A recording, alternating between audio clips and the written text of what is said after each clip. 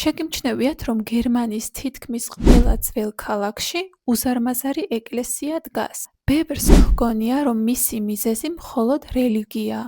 მაგრამ შუა საუკუნეებში ეკლესია ქალაქის ცხოვრების ცენტრი იყო. აქ ადამიანები მხოლოდ ლოცვისთვის არ იკრიბებოდნენ. აქ ვრცელდებოდა მნიშვნელოვანი ინფორმაცია, ზოგჯერ განათლებასაც იღებდნენ და საზოგადოებრივი ცხოვრება სწორედ აქ ტრიალებდა. ამიტომ ქალაქი ხშირად ეკლესიის გარშემო ვითარდებოდა. დღესაც ისინი ქალაქის გამორჩეულ შენობებად ითვლება. ასე რომ, როდესაც გერმანიაში ძველ ეკლესიას დაინახავთ, გახსოვდეთ. ზოგჯერ ერთი შენობაც კი საკმარისია, რომ მთელი ქალაქის ისტორია მოგიყვეთ. ბოლოს კი გიტოვებ გერმანულ სიტყვებს ამ თემაზე. Die Kirche ეკლესია, Der Dom საკათედრო ტაძარი, Der Marktplatz მთავარი მოედანი, Die Altstadt ძველი ქალაქი.